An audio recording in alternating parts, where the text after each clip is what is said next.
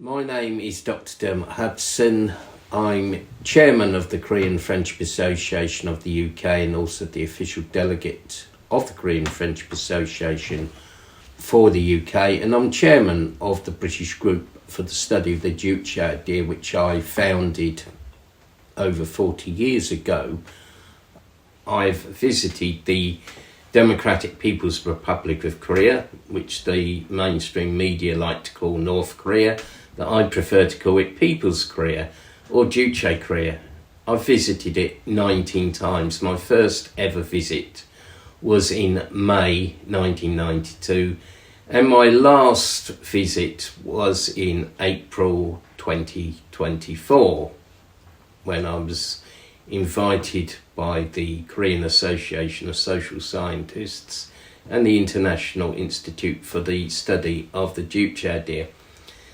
I have a doctorate in sociopolitics from the Korean Association of Social Scientists of the DPRK, which I was awarded in 2016, and I'm author of a number of books about the DPRK, two of which were actually published by Foreign Languages Publishing House, Pyongyang.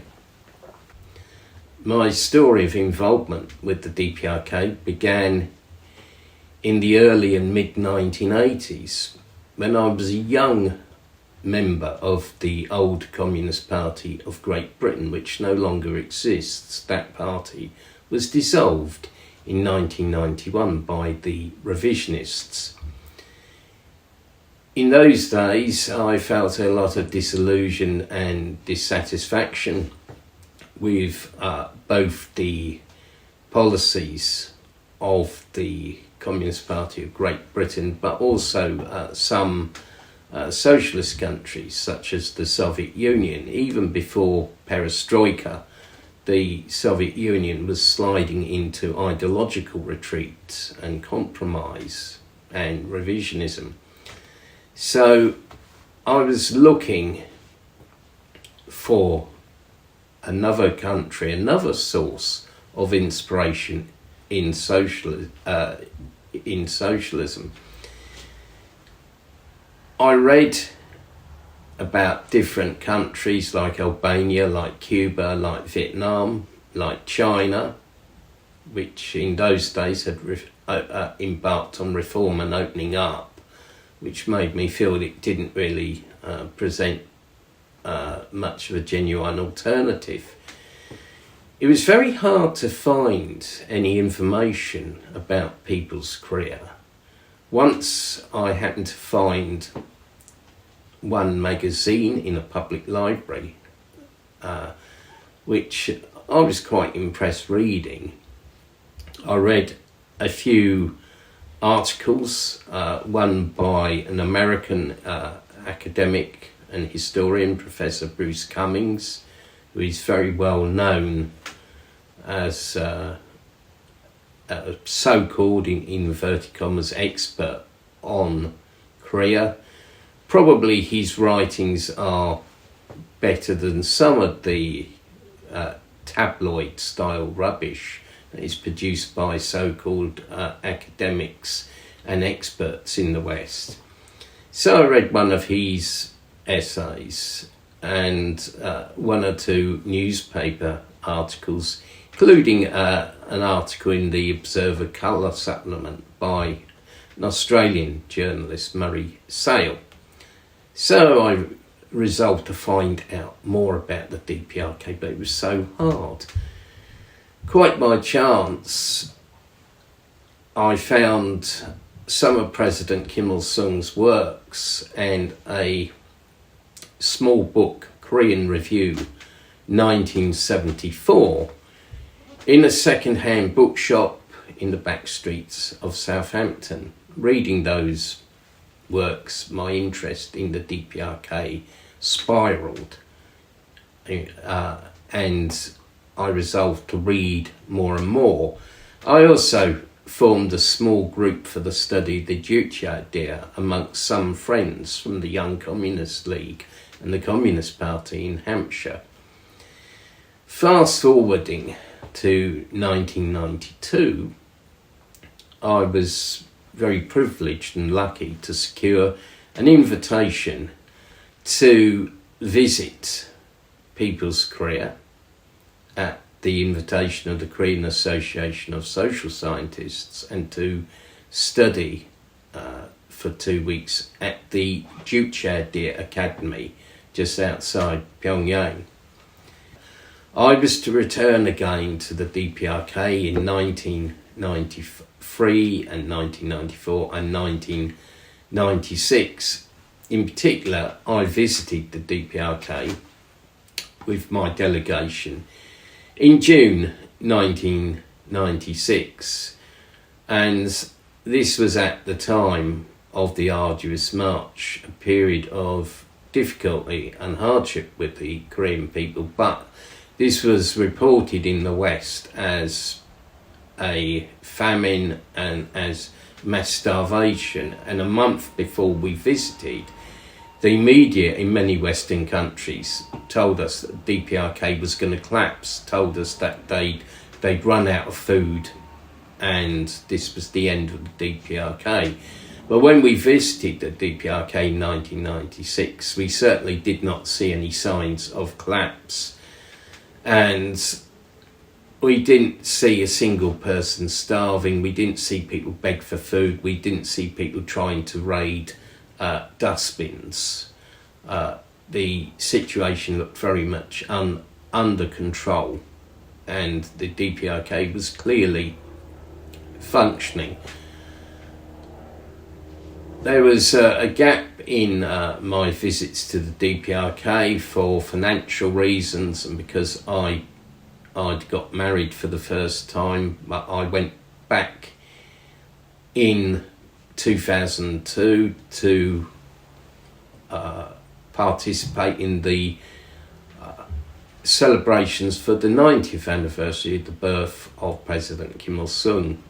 I also went back in 2008, and then I was honoured in 2012 to be a delegate at the World Congress on the Jucheondae. And it was this time that I saw a DPRK military parade for the first time, which made a deep impression on me.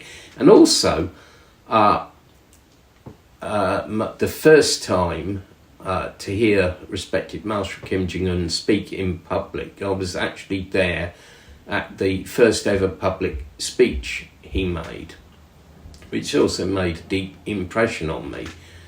And since then I've been back several times. The last time I visited was in April 2024, where I saw the DPRK was in very good shape after having the border closed for a few years, and Pyongyang was pretty unrecognisable because they built so many new homes, including at Hwasong Street. In fact, the whole layout of Pyongyang had changed. In fact, we'd taken a different route from the airport. All this is being achieved not under ideal conditions and not through massive outside aid or loans, but under the conditions of sanctions.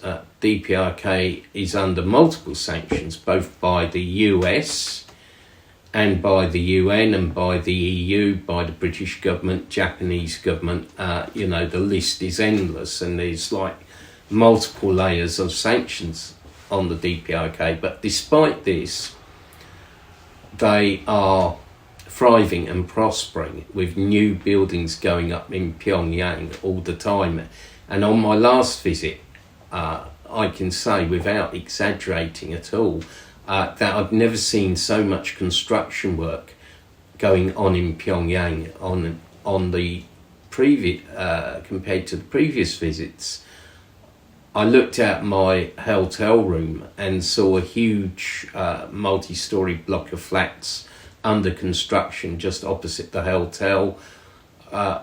When I looked out the other window, the view across the railway line, I could also see other flats under construction, and driving around Pyongyang we saw many flats under construction, and all this is being achieved through self-reliance, through the application of the Juche idea, which stresses that its guiding principles are independence in politics, self-sufficiency in the economy, and self-reliance in defence. And it is based on a philosophical core that man is the master of everything and decides everything.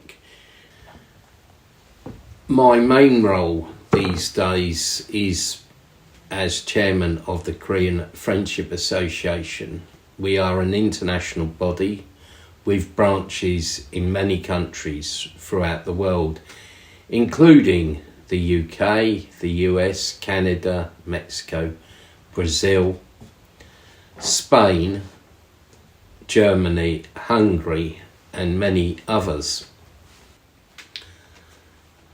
KFA defends People's Korea with no ifs or buts.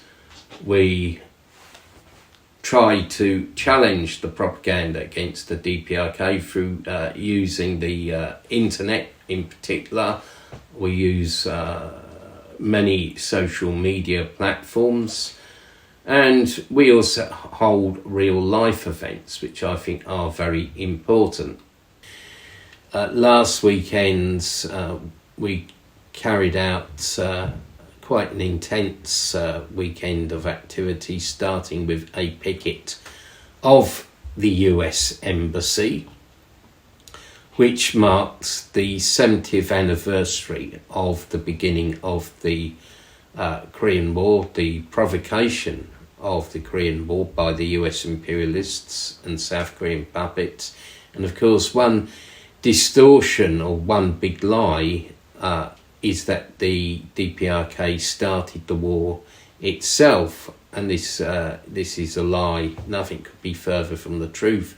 In fact, it was the South Korean puppets on the orders of the US who ordered South Korean puppet troops to march into the DPRK during the early hours of Sunday, June 25th, 1950, and thus provoked the war, in which the US, using the false flag of the UN, mobilised many of its satellite states and puppet states, including, to our eternal shame, Britain, the so-called Labour government of Clement Attlee committed British troops to this barbaric war, which saw at least 2 million Korean people killed, and which saw saturation bombing by the US, the use of germ and chemical warfare by the US imperialists, and barbaric massacres such as at Sinchon-ri, where 35,383 people were killed. And I've actually visited Sinchon myself on about 5 different occasions.